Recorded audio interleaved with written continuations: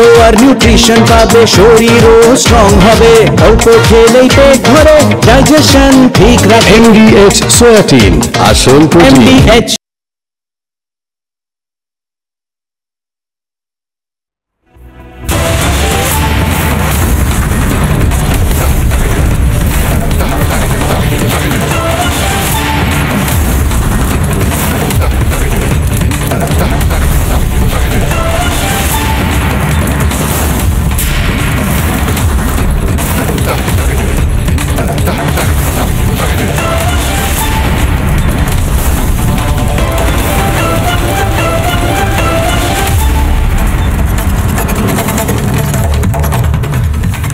দেওয়ালে যদি পিঠ থেকে যায় তবে ঘুরে দাঁড়াতে হয়, দেওয়ালে যদি পিঠ থেকে যায় তবে আঁচড়াতে হয়, কামড়াতে হয়, ভয় দেখাতে হয়।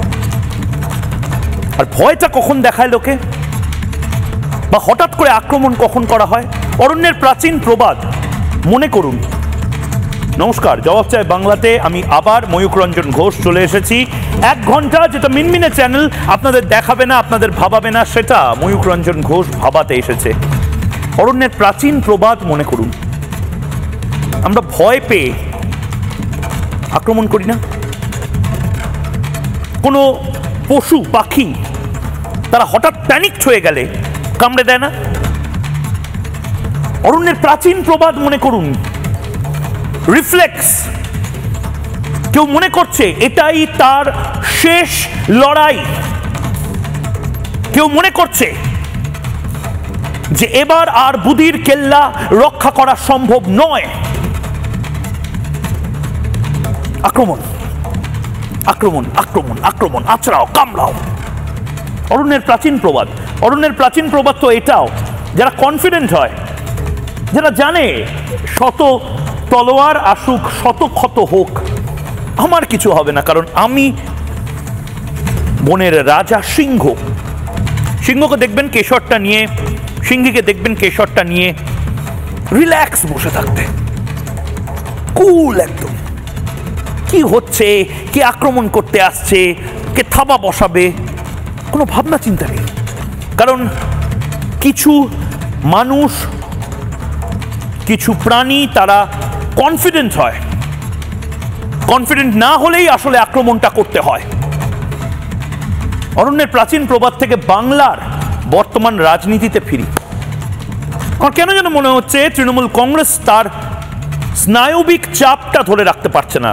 তৃণমূল কংগ্রেস তারা এখন থেকেই মনে করছে যে এসআইআরটা হলে তারা হেরে যাবে। তারা এই কনফিডেন্সটা পাচ্ছে না যে বৈধ ভোটারদের ভোটে তারা জিততে পারে।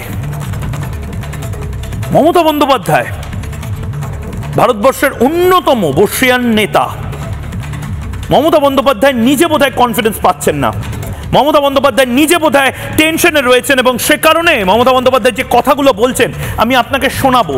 প্রথম যে কথা, 2026-এর হাতে কনস্টিটিউশন, সংবিধান নিয়ে মমতা বন্দ্যোপাধ্যায় একটি মিছিল করছেন। সেই মিছিলটা কি নিয়ে না, সংবিধানের আর্টিকেল 326 অর্থাৎ 326 নম্বর ধারা, যেটা বলেছে যে গণতন্ত্র প্রতিষ্ঠার জন্য ইলেকশন কমিশনকে সমস্ত ক্ষমতা দিতে হবে। ইলেকশন কমিশন যে সংবিধান দ্বারা স্বীকৃত একটি অর্গানাইজেশন, যারা সমস্ত কিছু করতে পারে আমাদের দেশের গণতন্ত্র প্রতিষ্ঠার জন্য, সেটার বিরোধিতা করে মমতা বন্দ্যোপাধ্যায় সংবিধানের একটি কপি হাতে নিয়ে আজকে মিছিল করছেন। এই মিছিলে যে ছবিগুলো আপনারা দেখতে পাচ্ছেন, তাদের কাছে কাগজ নেই, তারা কি কাগজ দেখাতে চান না? তাদের কাছে 11টা ডকুমেন্ট নেই, তাদের কাছে পাসপোর্ট নেই। আমি তো দেখতে পাই তাদের মধ্যে থেকে বহু নেতা আছেন যারা আমেরিকা চলে যান, যারা দুবাই চলে যান, যারা সিঙ্গাপুর চলে যান। তারা কি বিনা পাসপোর্টে যান না? তাহলে কেন লোক খেপাচ্ছেন? আমি তো এখানে অনেককে দেখতে পাচ্ছেন, ও লাভলি, ও লাভলি, তাদের কাছে পাসপোর্ট আছে, তাদের কাছে ভোটার আইডি কার্ড আছে, তাদের কাছে শংসাপত্রগুলো আছে, তাদের কাছে রিজার্ভেশনের সার্টিফিকেট আছে, তারপরেও লোক খেপানো চলছে। কিন্তু আমি আজকে লোক খেপানোর কথা বলছি না, আমি খুব নির্দিষ্টভাবে বলছি তৃণমূল কংগ্রেস বোধহয় ভয় পেয়েছে বা প্যানিকড। গোটা তৃণমূল কংগ্রেসে দেখুন, আপনারা যখন টেনশন করেন না, প্রচন্ড প্রচন্ড টেনশন, হলের মধ্যে গা ছমছম, কি হয় কি হয়, কখনো মজা কখনো ভয়। এই টেনশনটা যখন ক্রিয়েট হয় না নাটকে, আপনারা যারা সাহিত্যের ছাত্রছাত্রী রয়েছেন, নাটকে যে টেনশনটা ক্রিয়েট হয় সেটার পরে একটা পয়েন্টের পর আর টেনশন নেওয়া যায় না। আপনি যদি গরম দিতে থাকেন একটা পয়েন্টের পর পুড়ে যাবে, নয় সার থাকবে না। তৃণমূল কংগ্রেসে বোধহয় এই মুহূর্তে এত টেনশন, একটু কমেডির দরকার আছে, একটু মজার ছলে কথা বলার দরকার আছে, একটু নিজের কথা বলেই ঢোক গিলে নেওয়ার দরকার আছে। আমি তো বুঝতেই পারছি না এসআইআর এর বিরোধিতা করতে গিয়ে দুধবাবুদের কথা, রামদেবের কথা, রাম ঠাকুরের কথা, এগুলো কি? এগুলো সিরিয়াস পলিটিক্স? আসলে কখন একটু হালকা সংলাপের দরকার পড়ে কোনো চিত্রনাট্যে, যখন টেনশনটা খুব বেড়ে যায় ফ্যানদের মধ্যে, দর্শকদের মধ্যে, শ্রোতাদের মধ্যে, পার্টি কর্মীদের মধ্যে। তৃণমূল কংগ্রেস নেত্রী মমতা বন্দ্যোপাধ্যায়ের থেকে ভালো এটা কেউ বুঝতে পারবেন না, এবং বুঝতে পারছেন না বলেই তৃণমূল নেত্রী যেটা বলার দরকার যাতে একটু রিল্যাক্সড হতে পারে তৃণমূলের কর্মীরা, সেটাই বললেন। কি বললেন শুনুন। এখন যখন বাবুরা ম্যাপ করলেন বাচ্চাদের দুধ খেয়ে, জানি না আমুল খেয়েছে না কি খেয়েছে আমি জানি না, না রাম বাবার দুধ খেয়েছে আমি জানি না, রাম ঠাকুর মানে রাম ঠাকুর ওরা না, রামদেব বাবা। এই যে ন্যারেটিভ করবে না, আমি রাম ঠাকুর বা রামদেব, আমি রাম বাবা মানে রামদেবকে বোঝাতে চেয়েছি। দেখুন এই মুহূর্তে মমতা বন্দ্যোপাধ্যায় যেটা বললেন, তারপরে মমতা বন্দ্যোপাধ্যায় বলছেন এই ন্যারেটিভ তৈরি করো না। মমতা বন্দ্যোপাধ্যায় একটা কথা বলবেন, সেই কথাটা নিয়ে সংবাদ মাধ্যম খবর করবে, তারপরে মমতা বন্দ্যোপাধ্যায় বলবেন না আমি এরকমভাবে বলতে চাইনি। মমতা বন্দ্যোপাধ্যায় তো এরকম ছিলেন না। মমতা বন্দ্যোপাধ্যায় তো সেই নেত্রী যিনি একদম যাকে বলে খুল্লা স্ট্রেট ফরওয়ার্ডলি বলে দিয়েছিলেন। মাথায় আসছিল না অভিনন্দন বা শুভেচ্ছা ইত্যাদি ইত্যাদি কোনো শব্দ, একটা শব্দ বানিয়ে দিলেন শুভনন্দন। শুভনন্দনটা এখন কিন্তু একটা শব্দে পরিণত হয়েছে। এটাই তো মমতা বন্দ্যোপাধ্যায়ের মনে হয়েছে। মমতা বন্দ্যোপাধ্যায় 3-4 লাইন লিখে দিয়েছিলেন, এপাং ওপাং ঝপাং আমরা সপাই ড্যাং ড্যাং কোলাবাঙের আছে ঠ্যাং। কবিতা হয়েছিল ওটা। বড় বড় কবিরা বলেছিলেন যে মমতা বন্দ্যোপাধ্যায়ের সাহিত্য গুণ অনেক বড় বড় কবির থেকে বড়। এটাই তো মমতা বন্দ্যোপাধ্যায়, এই কনফিডেন্সটাই তো মমতা বন্দ্যোপাধ্যায়। কিন্তু মমতা বন্দ্যোপাধ্যায় কনফিডেন্সটা কি একটু একটু করে হারাচ্ছেন? কারণ মমতা বন্দ্যোপাধ্যায় নিজে বুঝতে পারছেন বোধহয় এসআইআর হলে মমতা বন্দ্যোপাধ্যায়ের সবচেয়ে বড় বিপদ। কি বিপদ? এসআইআরকে মমতা বন্দ্যোপাধ্যায় একটা অস্ত্র হিসেবে ব্যবহার করেছিলেন। কিসের অস্ত্র? এসআইআরটা হবে সংখ্যালঘুদের, ভারতীয় মুসলিমদেরকে খ্যাপানোর জন্য একটা ঔষধি।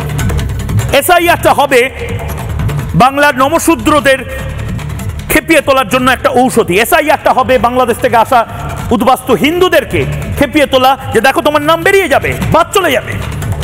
কেউ ভয় পাচ্ছে না। সাজো সাজো রব মমতা বন্দ্যোপাধ্যায় সে কারণেই এই বাইটগুলো দিচ্ছেন। আরেকটা বাইট, মানে আমি অবাক হয়ে যাচ্ছি, যে কনফিডেন্ট থাকবে, যারা কনফিডেন্স যাদের মধ্যে থাকবে, তারা এভাবে রিয়াক্ট কেন করবে? এভাবে ভেতর থেকে অনেক কথা বলার চেষ্টা, কিন্তু বলতে পারছি না, বলবো করছি কিন্তু বলতে পারছি না। কি বলতে পারছেন না মমতা বন্দ্যোপাধ্যায়? তার জবাব চায় বাংলা। দেখুন মমতা বন্দ্যোপাধ্যায় কি বলতে পারছেন না, বলার চেষ্টা করছেন কিন্তু বলতে পারছেন না। আমি বলি আজ তোমরা যা করছো, যা শেখাচ্ছ, আগামীকাল তোর ক্ষমতায় তোমরা থাকবে না, তখন এই স্কুল তোমার ব্যাক সাইডে আসবে।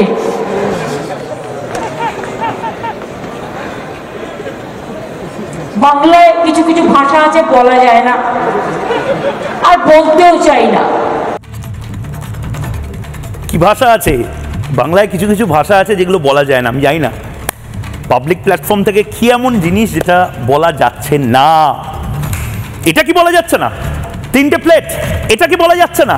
1, 2, 3 করে যেটা আজ জবাব চায় বাংলাতে আমি বলবো, এবং একের পর এক একটার পর একটা বিতর্ক শুরু হবে এই মুহূর্তে জবাব চাই বাংলাতে। দেখুন প্রথম প্লেট, এই মুহূর্তে বাংলার সবচেয়ে বড় টকিং পয়েন্ট এসআইআর এ আস্থা তরুণ প্রজন্মের। জেন জি বাংলাদেশে জেন জি, তারা দেশ পড়ায়, ভারতের জেন জি তারা এসআইআর এ আস্থা রাখে। মমতা বন্দ্যোপাধ্যায়ের জন্য সবচেয়ে বড় দুঃসংবাদ, এসআইআর এ আস্থা জেন জি তরুণ প্রজন্মের। আরেকটা খবর দেবো, তৃণমূল কংগ্রেসের জন্য আরেকটা দুঃস্বপ্নের খবর দিয়ে দিই। দ্বিতীয় ব্রেকিং, দ্বিতীয় প্লেট, দ্বিতীয় টকিং পয়েন্ট, এসআইআর এ আস্থা বাংলার সংখ্যালঘুদেরকে। বাংলার সংখ্যালঘু ভারতীয় মুসলিম যারা 7 প্রজন্ম 8 প্রজন্ম ধরে এই বাংলায় আছেন, এই ভারতে রয়েছেন, তারা বুক চিতিয়ে বলছেন আমরা অন্য কোথাও যাব না, এই বাংলাতে এই দেশেতেই থাকবো, আমাদের সব কাগজপত্র আছে। গর্বের সাথে তারা বলছেন যে হ্যাঁ, রোহিঙ্গা এবং বাংলাদেশি অনুপ্রবেশকারীদেরকে আমরা খেদিয়ে বিদায় করব। এসআইআর এ আস্থা বাংলার সংখ্যালঘুদেরও। এবং 3 নম্বর পয়েন্ট, কেউ ভয় পাচ্ছে না, উৎসবের মেজাজ, হই হই করে শুরুর দিন, প্রথম দিন এসআইআর স্পেশাল ইন্টেন্সিভ রিভিশন উৎসবের মতন করে হই হই করে হচ্ছে, দুর্গাপুজোর মতন হই হই করে হচ্ছে, আনন্দে মেতে উঠেছে গোটা বাংলা।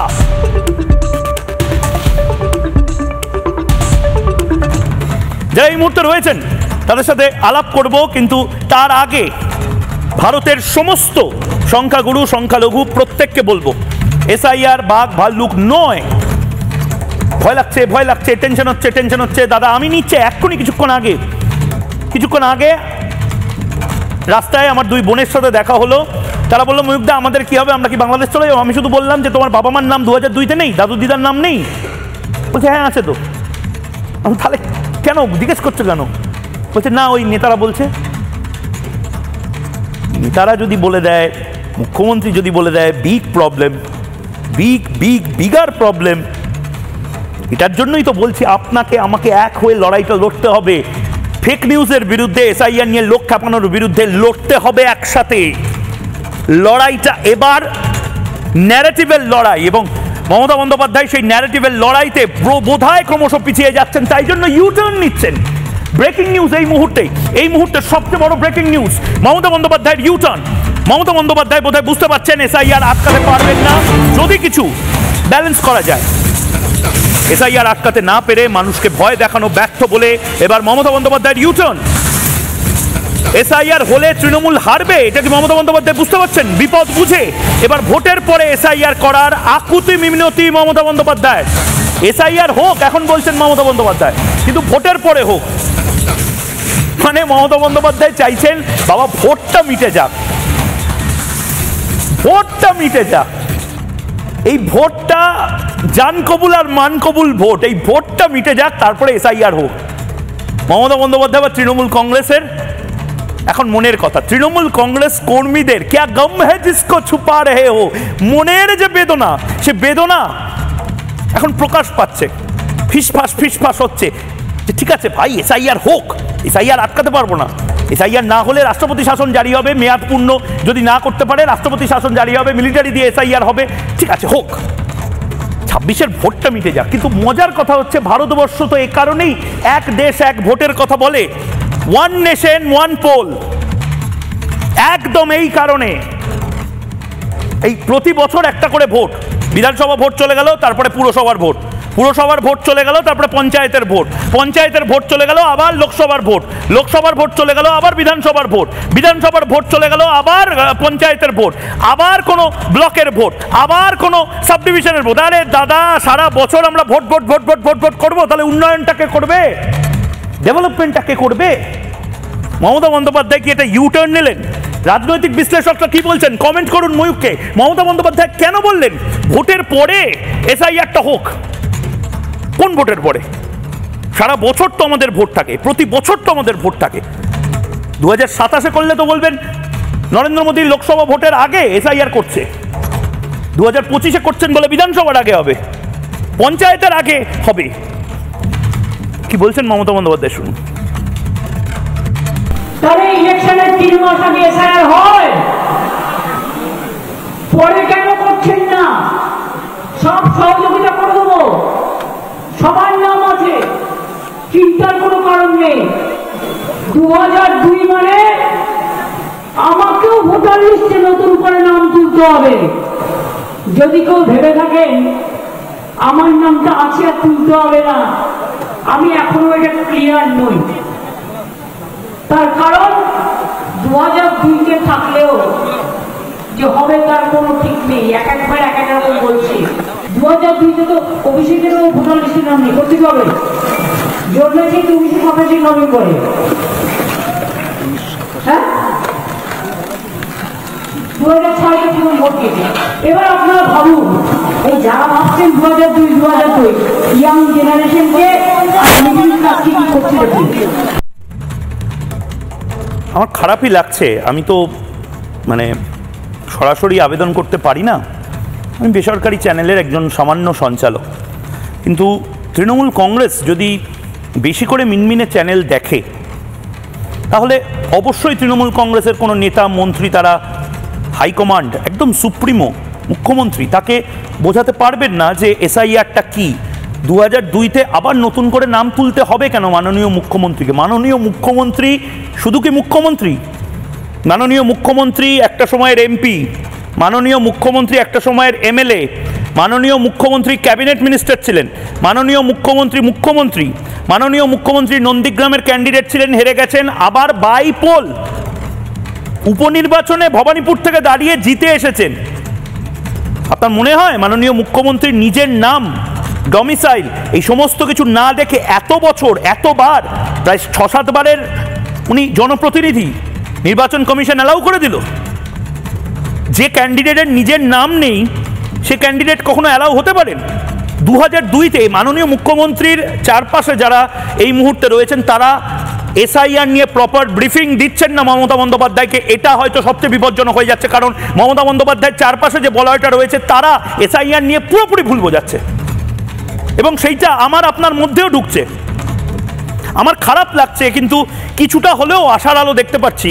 মমতা বন্দ্যোপাধ্যায় বা তৃণমূল কংগ্রেসের এই মুহূর্তের অবস্থা হচ্ছে, পরীক্ষা হতে দেবো না, হতে দেবো না, হতে দেবো না, মাধ্যমিক পরীক্ষা বন্ধ করে দেবো, মাধ্যমিক পরীক্ষা দেওয়া হয় কি করে দেখবো, এই সমস্ত করে মাধ্যমিক পরীক্ষা আটকানো গেল না। ছেলে বা মেয়েরা পড়েনি, পরীক্ষার আগের দিন বলছে এই কি কি নোটস আছে একটু দাও তো। পরীক্ষার দিন বলতে হচ্ছে আচ্ছা আমাকে কিন্তু এই এই পার্টগুলো দেখিও। এখন শেষ মুহূর্তে, মানে যে কাজটা মমতা বন্দ্যোপাধ্যায় 3 মাস আগে করার কথা, তৃণমূল কংগ্রেসের 3 মাস আগে থেকে ক্যাম্প করার কথা, এসআইআর নিয়ে সচেতনতামূলক প্রোগ্রাম করার কথা, মিনমিনে চ্যানেলদের বলা কথা, এই তোমরা আমাদের কথা একটু কম দেখাও, এবার একটু এসআইআর এর কথা দেখাও। এক এবং একমাত্র রিপাবলিক বাংলা ছাড়া কোনো মিনমিনে 3 মাস ধরে টানা এসআইআর নিয়ে খবর করেনি। আমরা লাগাতার বলে গেছি এসআইআর হবে, আপনারা সচেতন হন, আপনাদের কাগজ দেখাতে হবে, আমাকে কাগজ দেখাতে হবে, ভারতীয়দের কোনো ভয় নেই। এখন মমতা বন্দ্যোপাধ্যায় এই ব্রেকিংটা যেটা দিচ্ছে এই মুহূর্তে, এখন মমতা বন্দ্যোপাধ্যায় শেষ মুহূর্তে এসে সচেতনতামূলক কথা বলছেন। মমতা বন্দ্যোপাধ্যায়, আমি জানি না এটাও কোনো উস্কানি বা কোনো ইঙ্গিত কিনা, কিন্তু মমতা বন্দ্যোপাধ্যায় যেটা বলেছেন সেটা হলো ভোটের ঠিক আগেই এসআইআর আটকাতে পারবেন না মমতা বন্দ্যোপাধ্যায়, সেটা বুঝে এবার শূন্য করছেন মমতা বন্দ্যোপাধ্যায়। যতদূর মনে হচ্ছে এসআইআর আটকাতে গেলে নিজেই নিজের বিপদ ডেকে আনবেন মমতা বন্দ্যোপাধ্যায়, এটা বুঝতে পেরেছেন। এবং সে কারণে যে কাজগুলো, যে কথাগুলো 3 মাস আগে থেকে করার কথা, বলার কথা, সেগুলো এখন মমতা বন্দ্যোপাধ্যায় জনসমক্ষে বলছেন। কি কি বলছেন? মমতা বলছেন পাড়ায় পাড়ায় সমাধান ক্যাম্প থেকে ডিটেলগুলো জেনে নেবেন। আপনার যদি ভাই বাড়িতে না থাকে তাহলে বলবেন এনিউমারেশন ফর্মটা রেখে যেতে। আরে এগুলোই তো বলা হচ্ছিল, এগুলোই তো বিএলওরা বলছিল, এগুলোই তো ইলেকশন কমিশন বলছিল, এগুলোই তো আমি শিরা ফুলিয়ে বারবার বলছিলাম যে কোনো টেনশন নেই। কত লোককে, মানে এই সচেতনতামূলক প্রোগ্রামগুলো না করলে কত লোক আজকে বাড়িতে বসে থাকতো। আমি তো শুনলাম অনেকে এখন থাকে ধরে নিন অন্য একটা ফ্ল্যাটে, নিজের বাড়িতে গিয়ে বসে আছে, কখন তোমার আসবে টেলিফোনের মতন, কখন বিএলও আসবে, তোমার দেখা নাই রে, তোমার দেখা নাই। আরে বিএলও নিজের টাইমে আসবে, বিএলও মানুষ, বিএলওর ইচ্ছা হয়নি আপনার বাড়ি থেকে জয়নগরের মোয়া খাওয়ার, ক্যাডবেরি চকলেট খাওয়ার, বিএলওর ইচ্ছাই হয়নি চা খাওয়ার, উনি যাবেন নিজের কাজটা করে চলে আসবেন। একটু সময় দিন, ডিসেম্বর অবধি সময়, কোনো পরীক্ষা হচ্ছে না, কোনো কনবানেগা করোড়পতি হচ্ছে না। মমতা বন্দ্যোপাধ্যায় আজকে আমার ভালো লাগছে, মমতা বন্দ্যোপাধ্যায় অ্যাটলিস্ট বলছেন এরকম বুঝিয়ে বুঝিয়ে দেখুন, মমতা বন্দ্যোপাধ্যায় যদি নিজে এসআইআর নিয়ে একটু বোঝাতেন না, আজকে এই প্যানিকটাই হতো না। জাস্ট লোক খেপিয়ে গেলেন এবং তৃণমূল কংগ্রেসকে মিথ্যা কথা বলতে লাইসেন্সটা দিয়ে গেলেন। খুব দুর্ভাগ্যজনক। দেখুন কি বলেছেন মমতা বন্দ্যোপাধ্যায় আজকে। কত কাস্ট সার্টিফিকেট আমাদের সময় আমরা করে দিয়েছি। আধার কার্ডও 99% আছে, না থাকলে বিএসকে গিয়ে তুলে আসবেন। আমার পাড়া আমার সমাধান তুলে আসবেন, হেলথ ক্যাম্পে গিয়ে তুলে আসবেন। বিএলওকে বলবেন, দেখুন বাড়িতে আমি আছি, আমার ভাই কাজে গেছে, আমার ভাই কাজ থেকে যখন আসবে এই সময় আমি বলে রাখবো আপনি আসবেন। নিজের অধিকার নিজেকে রক্ষা করতে হবে। আমরা আপনাকে থালা মাটি বেচেও সাহায্য করব।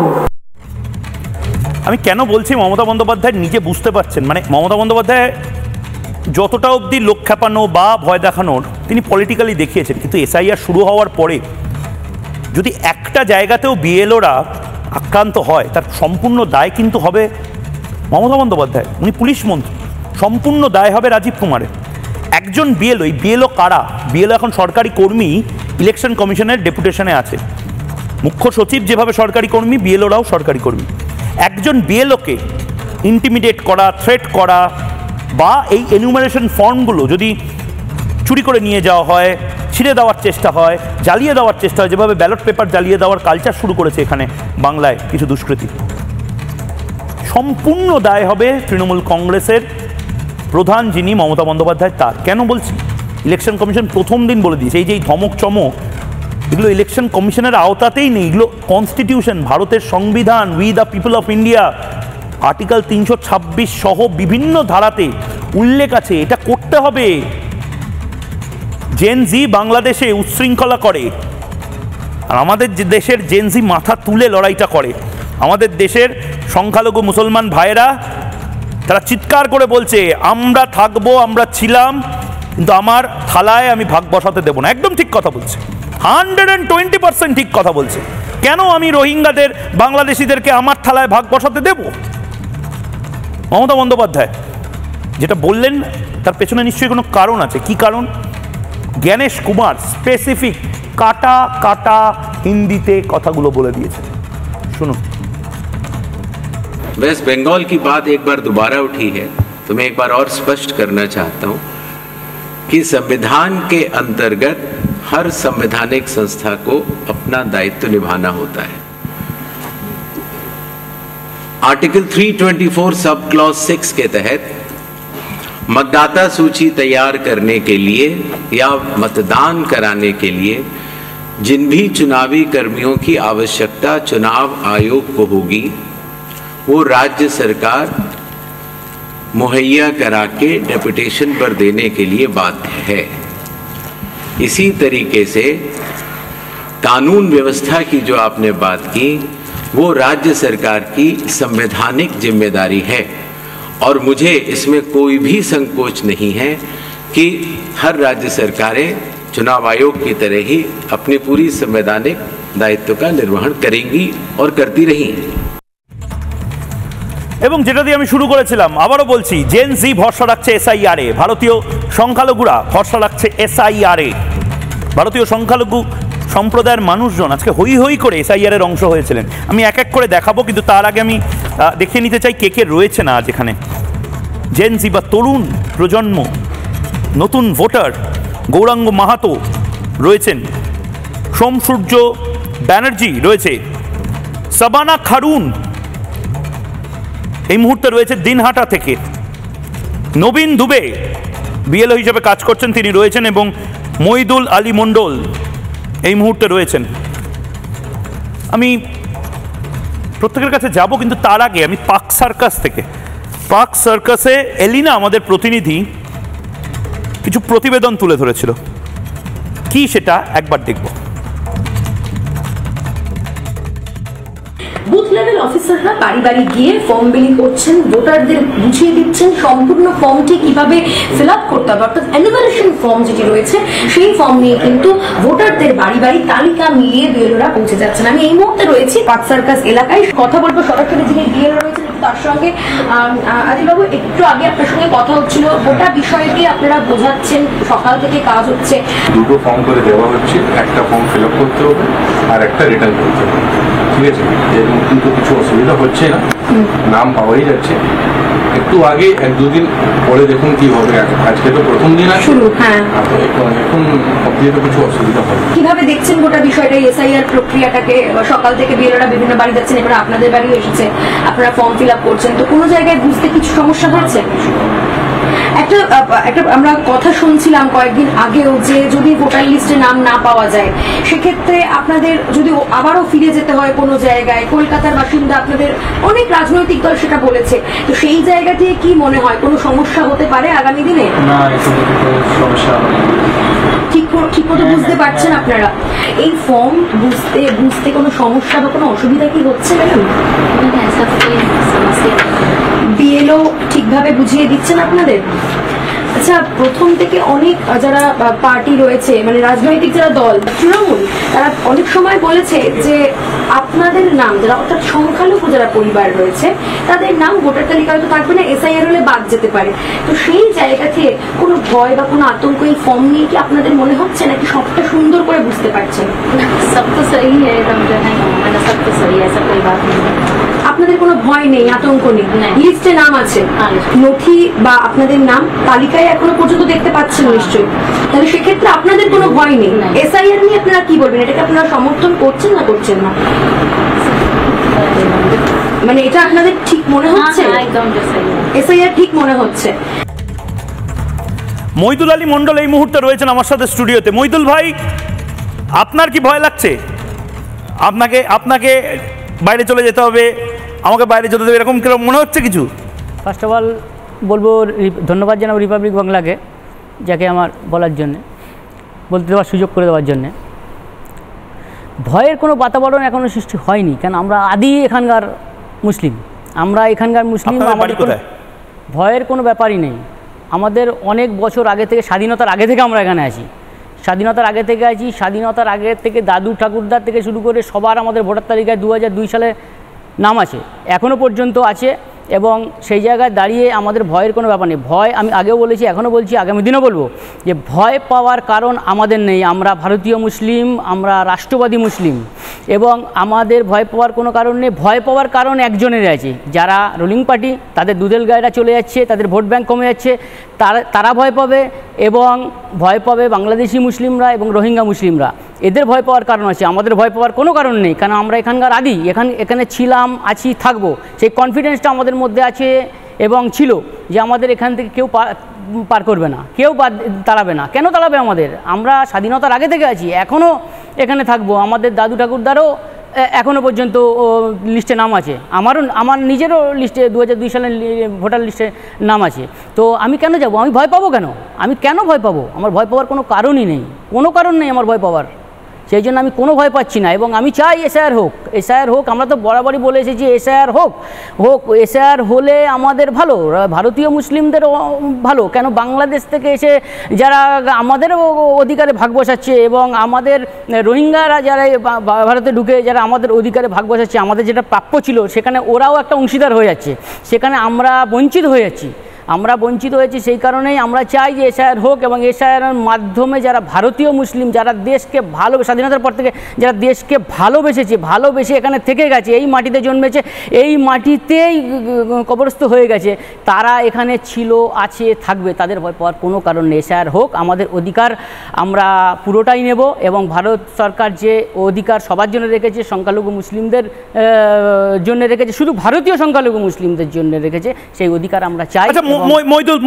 মইদুল দা, আমাকে একটা কথা বলুন তো, এটা আমি বললে লোকে হয়তো মানবে না, সংখ্যালঘুরা হয়তো মানবেন না, কিন্তু 2002-তে এবং 2025-এর যে ভোটার লিস্ট, এই দুটো লিস্টে কি শুধুমাত্র হিন্দুদের নাম বা বৌদ্ধদের নাম রয়েছে? সেখানে তো আপনার নিজেদেরও নাম রয়েছে, আপনার পাড়ায় যারা সংখ্যালঘু ভাই বোনেরা রয়েছেন বা বাংলার বিভিন্ন ব্লকে ব্লকে যে সংখ্যালঘু ভাই বোনেরা রয়েছে, ভারতীয় মুসলমান সম্প্রদায়ের মানুষ রয়েছেন, তাদের তো সবার নাম রয়েছে।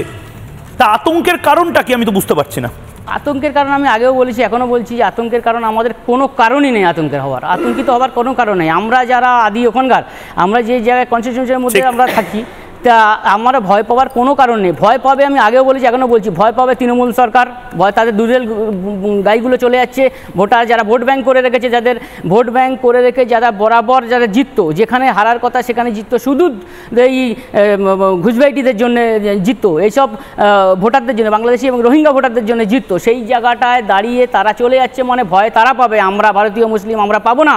আমরা চাইছি এসআইআর হোক, আমরা বরাবর বলেছি এসআইআর হোক, এসআইআর হোক, কিন্তু কোনো মানে এরপরে থেকে 2002 পর থেকে 23 বছর হয়ে গেল, এখনও পর্যন্ত এসআইআর হয়নি। এবং আমরা এখন খুশি, আমরা সেন্ট্রাল নির্বাচন কমিশনকে ধন্যবাদ জানাবো। সেন্ট্রাল নির্বাচন কমিশনারকে কেন জানাবো, তার কারণ হচ্ছে যে তারা এতদিন পর যে এসআইআরটা করছেন এবং আমাদের অধিকার আমরা ফিরে পাবো। যারা ঘুষবাইটি তারা বিতাড়িত হচ্ছে এবং সেই জায়গায় আমাদের পূর্ণ ক্ষমতা এবং পূর্ণ যে প্রাপ্য সেটা আমরা ফিরে পাবো। সেটার জন্য আমরা সেন্ট্রাল নির্বাচন কমিশনকে ধন্যবাদ জানাচ্ছি। আপনাকেও আমি ধন্যবাদ জানাচ্ছি, আপনি এই সাহসটা দেখালেন।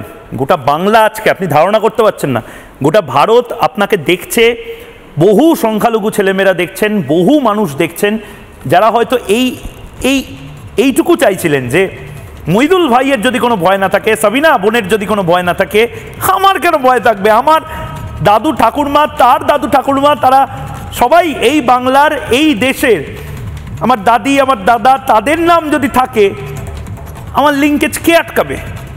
সাবিনাদি ভয় পাচ্ছেন? ঠক ঠক ঠক ঠক করে কাঁপছেন নাকি? টেনশন?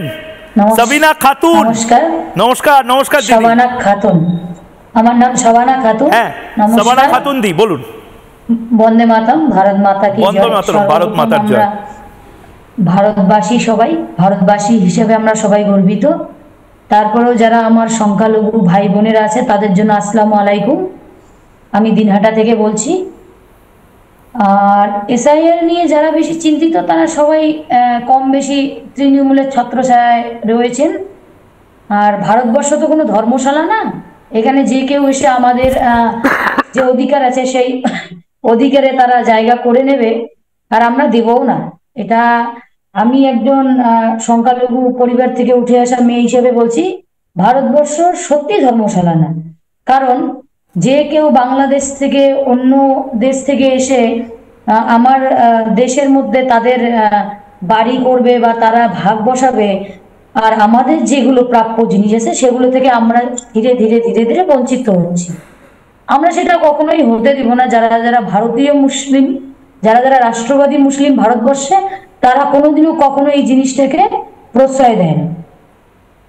আর বিশেষ করে দিনহাটা বিধানসভাতে বা আমার কোচবিহারে, মালদা, মুর্শিদাবাদ এবং উত্তর দক্ষিণ 24 পরগনা যে জেলাগুলি আছে, সেই জেলাগুলিতে আমরা হঠাৎ করে দেখেছি যে ডেমোগ্রাফিক আশাব্যবিকভাবে চেঞ্জ হয়ে গেছে।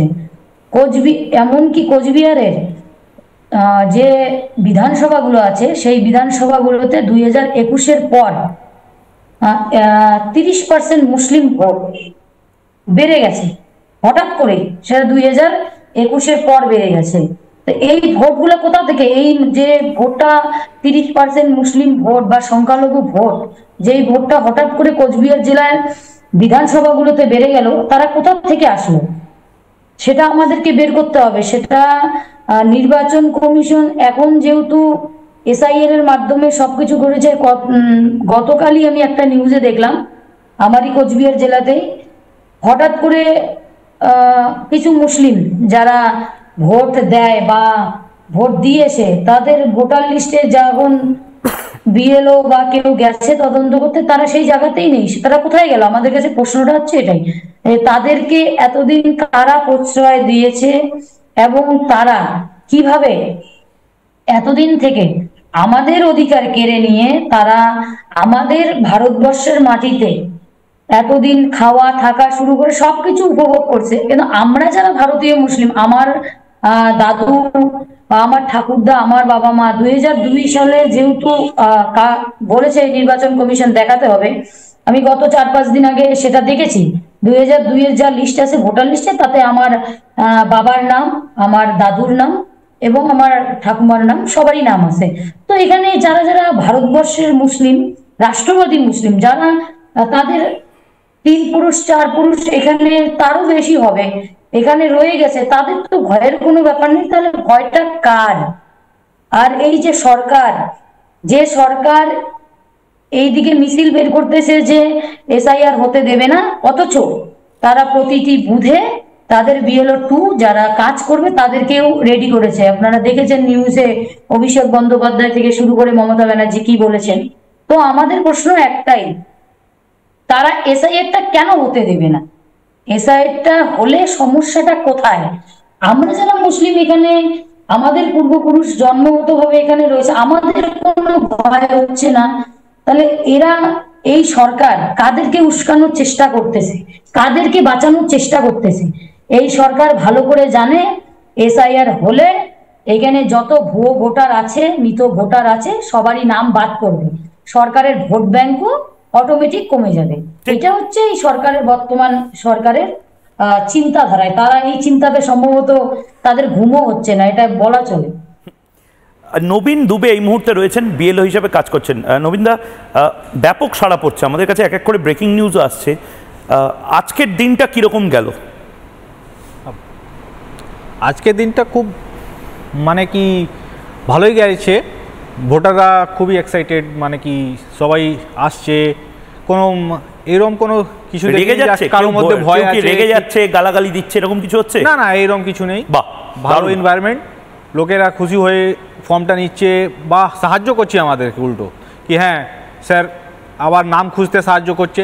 একটু আমাদের ফিল্ডে ঘুরতে গেলে একটু অসুবিধা তো হচ্ছে, কিন্তু হ্যাঁ ভোটারের সাহায্যে আমরা কাজটা খুব ভালোভাবেই এগোচ্ছে। আরেকটা জিনিস, অনেকেরই 2002-তে নামটা পাওয়া যাচ্ছে না, মানে তাদের বয়স 60, 65, 70, তাদের হয়তো বিভিন্ন জায়গাতে তাদের সরকারি চাকরি ছিল, রিটায়ার্ড লোকজন।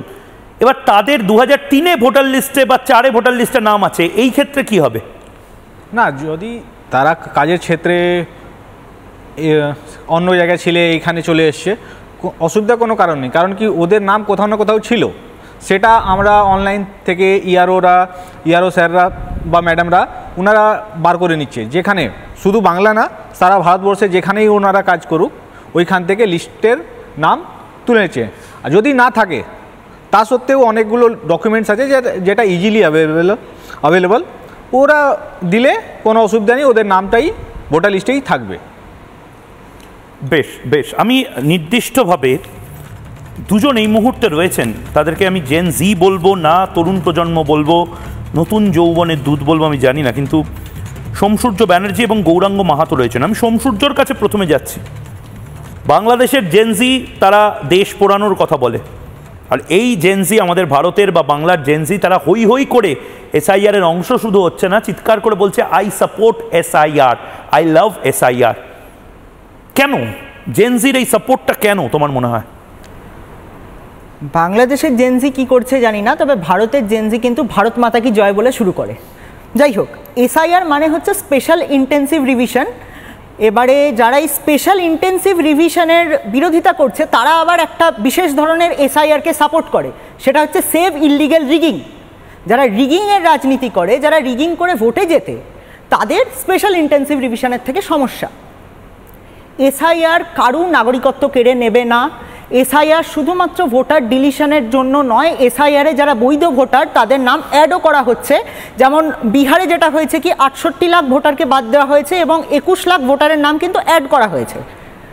তো এই জিনিসগুলো কিন্তু যেটা শাসক দল এবং শাসকের যিনি জোট শরিক CPIM, শাসক দল তৃণমূল এবং তাদের জোট শরিক CPIM, তারা কিন্তু এই ব্যাপারগুলো বলছে না।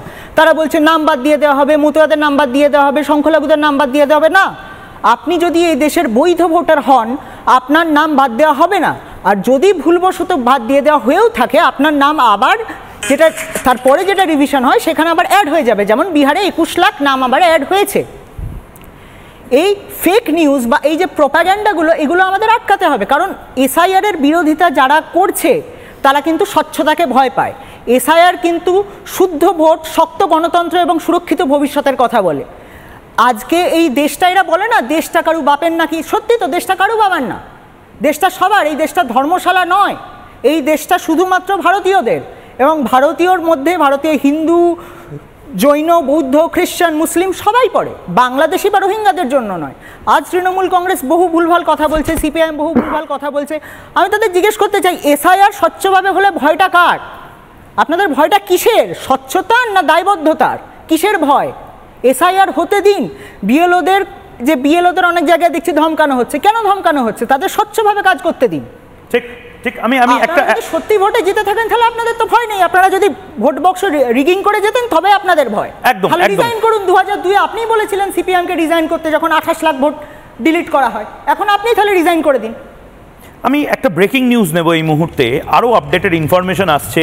ভারত সরকার এই মুহূর্তে যে নির্দেশ বিভিন্ন সময় বিভিন্ন পিআইবির মারফতে দেয়, ঠিক সেরমভাবে এই মুহূর্তে ইলেকশন কমিশনের একটি প্রেস রিলিজ আমরা দেখতে পাচ্ছি। সিইও দপ্তরের বাংলার প্রথম দিনে 18 লক্ষ, আবারও বলছি 18 লক্ষ ফর্ম বিলি হলো। মানে ভাবুন, 18 লক্ষ মানুষের কাছে একদিনে পৌঁছে গেছে। কেউ বলেনি না আমরা ফর্ম নেব না, কেউ বলেনি না আমরা এনুমারেশন ফর্ম নিতে দেব না, ঢুকতে দেব না। ব্যাপক সারা, একদিনে 18 লক্ষ ফর্ম বিলি। বিএলওরা 18 লক্ষ ফর্ম বিলি করেছেন। মেঘা আমাদের প্রতিনিধি দরগা রোডে একটি প্রতিবেদন তুলে ধরেছেন। আমি বারবার বলছি না, উচ্ছ্বসিত প্রশংসা করছেন সবাই, উচ্ছ্বসিত প্রশংসা। দরগা রোড, কলকাতার দরগা রোডে একজন সংখ্যালঘু মানুষ, তার সাথে মেঘা কথা বলেছিলেন। সংখ্যালঘুদের ভয় পাওয়ানো হচ্ছিল, সংখ্যালঘুরা সেই ভয়টা পেলেন না। সুপার ফ্লপ হলো মমতা বন্দ্যোপাধ্যায়ের এজেন্ডা। কি বলছেন উনি, শুনুন। দেখো, এই মুহূর্তে আমি পার্ক সার্কাসের দরগা রোডে রয়েছে, যেখানে বিএলওরা তারা এসছেন, প্রত্যেক বাড়িতে তারা প্রবেশ করছেন। মধ্যে বিএলও যিনি রয়েছেন একেবারে আইডি কার্ড পরে তিনি এসেছেন, তার যে সমস্ত কিট, সেই কিট নিয়ে তিনি ইতিমধ্যে এসেছেন, এবং যে ভোটারের বাড়িতে তিনি এসেছেন সেই ভোটারের যাবতীয় নথি ইতিমধ্যেই কিন্তু তারা মিলিয়ে দেখছেন। যিনি রয়েছেন আমার সঙ্গে, যে ভোটারের বাড়িতে আমি এই মুহূর্তে এসেছি, এই যে এসআইআর শুরু হয়ে গিয়েছে, কোনো অসুবিধা হচ্ছে আপনাদের এই ফর্মে? কোনো অসুবিধা হচ্ছে না? কোনো অসুবিধা হচ্ছে না, কোনো অসুবিধা নেই, ঠিকঠাক আছে। মানে জাস্ট আজকে তো শুরু হয়েছে, ওই জন্য আপনি বলবেন কোনো অসুবিধা নেই, তো আমি বলতে পারবো না এই মুহূর্তে। কেন, কোনো জিনিসটা একটু এগোলে তো বলতে পারবো, কঠিন ছিল। ফর্মটা তো দেখলেন, নমিনেশন ফর্ম দেখলেন, সেটাতে আপনাদের কোনো অসুবিধা হচ্ছে ফর্ম ফিল আপ করতে? না না না না, ফর্ম তো একদম ক্লিয়ার আছে, নাম প্রিন্ট আছে, এপিক্স নাম্বার প্রিন্ট আছে, ছবি প্রিন্ট আছে, সবকিছু প্রিন্ট আছে। যা যা কলমগুলি দিয়েছি, কলমটা ভরে আমি দিয়ে দেবো, জমা করে দেবো। 2002 থেকে নাম ছিল? অবশ্যই ছিল 2002-তে। কোথাও গিয়ে অপপ্রচার বা মিথ্যাচার চলছে এসআইআর কে নিয়ে, আমরা দেখেছি শাসক দলের তরফ থেকেও করা হচ্ছে। কোথাও গিয়ে সেটাকে কি ভয় পাচ্ছেন বা সেটাকে আপনারা সমর্থন করছেন? সেটা আমরা বুঝি, পলিটিক্যাল পার্টিরা নিজের মতন সবই বলে না। এসআইআর নিয়ে কোনো অসুবিধা আমাদের। গৌরাঙ্গ মাহাতো এই মুহূর্তে রয়েছেন। গৌরাঙ্গ মাহাতো, যেভাবে মানুষ এগিয়ে আসছে, জেন জি এগিয়ে আসছে, উদ্বাস্তুরা এগিয়ে আসছেন, সংখ্যালঘুরা এগিয়ে আসছেন, হিন্দু, বৌদ্ধ, শিখ, জৈন, পারসিক, মুসলমান, খ্রিস্টান এগিয়ে আসছে। দেশের গণতন্ত্রে চিট ধরানো মুশকিল। ডিপ স্টেট যতই চেষ্টা করুক আমেরিকান ডিপ স্টেট, এটা বাংলাদেশ বা নেপালের মতন হবে না, হতে দেওয়া যাবে না। গৌরাঙ্গ। হ্যাঁ, তো আমি রিপাবলিক বাংলার প্ল্যাটফর্ম থেকে এটাই বার্তা দিতে চাই ইয়ং জেনারেশনের প্রত্যেকটি ছেলেকে, প্রত্যেকটি মেয়েকে, প্রত্যেকটি দিদি, ভাই, বোন সবাইকে এটাই বার্তা দিতে চাই যে এসআইআর নিয়ে কোনো ভয় পাওয়ার দরকার নেই। এটা জাস্ট একটা ভেরিফিকেশন প্রসেস, জাস্ট একটা কারেকশন প্রসেস। আমরা ইয়ং জেনারেশনের ভোটাররা ভোট দিই ভবিষ্যৎ বদলানোর জন্য, একটা নতুন প্রজন্মকে একটা নতুন ভবিষ্যৎ দেওয়ার জন্য। আমাদের ভোট মানে হচ্ছে একটা পাওয়ার। এবার সেই পাওয়ারটাকে যদি কোনো ভুয়ো ভোটার বা কোনো ডুপ্লিকেট ভোটার নিউট্রালাইজ করার চেষ্টা করে, সেটা আমরা কেন মেনে নেব? আমরা ইয়ং জেনারেশন একটা নিউ ক্লিন ভোটার লিস্ট চাই। অ্যান্ড এটাই আমার একটা পয়েন্ট যে আমি এসআইআর চাই, আর সবাইকে এটাই বলতে চাই যে ভয় পাওয়ার কোনো কারণ নেই। 2002-এর ভোটার লিস্টে আমারও নাম ছিল না, কিন্তু আমার বাবা মায়ের তো আছে, আমার তো সাপোর্টেড ডকুমেন্টস আছে সাবমিট করার জন্য। তো ভয় পাওয়ার কোনো দরকার নেই, কাউকে মানে কারো কথায় আতঙ্কিত হওয়ার কোনো প্রয়োজন নেই। এইটাই আমি মইদুল ভাইকে জিজ্ঞেস করবো। আচ্ছা মইদুল ভাই, বহু পরিযায়ী শ্রমিককে ভয় পাওয়ানো হচ্ছিল যে পরিযায়ী শ্রমিক যারা মুর্শিদাবাদ, মালদা, দিনাজপুর থেকে বিভিন্ন জায়গায় যান, হাওড়া থেকে যান, কাতারে যান, দুবাইতে যান, কুয়েতে যান, সৌদি আরবে যান বা কেরালাতে যান, বিভিন্ন জায়গাতে যে মাইগ্রেন্ট লেবার হিসাবে কাজ করতে যান, তাদের নাকি নাম বাদ চলে যাবে। মইদুল ভাই, সবচেয়ে বেশি কাগজ তো পরিযায়ী শ্রমিকদের কাছে আছে, তাদের এজেন্সিকে দিতে হয় কাগজ, তাদের প্লেনে করে যেতে গেলে পাসপোর্ট লাগে, ট্রেনে করে যেতে গেলে আধার কার্ড লাগে, একটু যদি বুঝিয়ে বলেন। পরিযায়ী শ্রমিক বর্তমানে পশ্চিমবাংলাতে গেছে প্রায়, যেটা আমি মিডিয়ার মাধ্যমে জানতে পারলাম, 1 কোটির ওপরে পরিযায়ী শ্রমিক মনে হয় পশ্চিমবাংলা থেকে বাইরে আছে।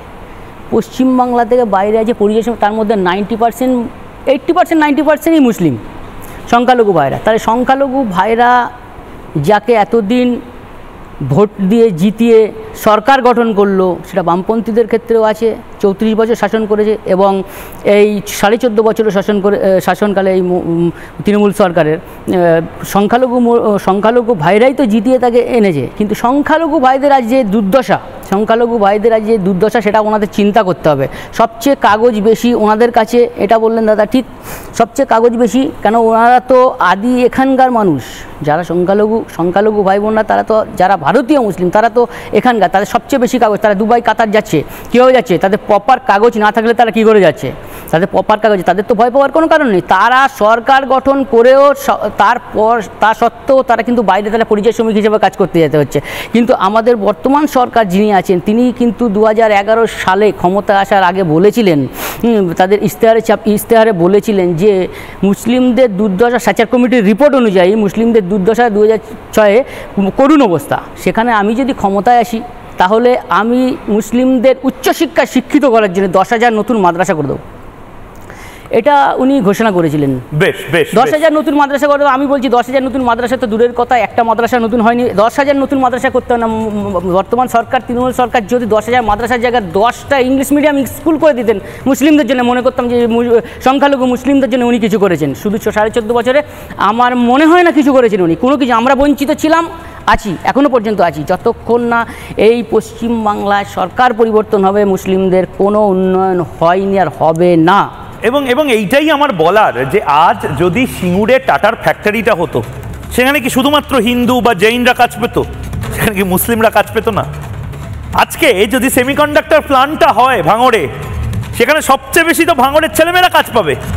আজকে যদি আইটি সেক্টর, ডেটা সেন্টার, গুগলের মতন কোম্পানি, ওরাকলের মতন কোম্পানি যদি কালিয়াচকে যায়, মুর্শিদাবাদে যায়, সেখানকার ছেলেমেয়ের তো লাভ হবে। কেন আমরা যাব? আমাদের ছেলেমেয়েদের বারবার পাঠাবো সুরাতে, কেরালাতে? আমরা এখানেই থাকবো, এখানেই টাকা কামাবো, 2 হাতে টাকা কামাবো, 2 হাতে বাংলার উন্নতি করব। আর তাতে হিন্দু, বৌদ্ধ, শিখ, জৈন, পারসিক, মুসলমান, খ্রিস্টানি সবাইকে প্রয়োজন। 2002-এর লিস্টে যারা ছিলেন, 2025-এর লিস্টে যারা আছেন, সবাই থাকবে, শুধু রোহিঙ্গা থাকবে না। ছোট্ট বিরতি নিচ্ছি, বিরতির পর ফিরে আসছি, সঙ্গে থাকুন।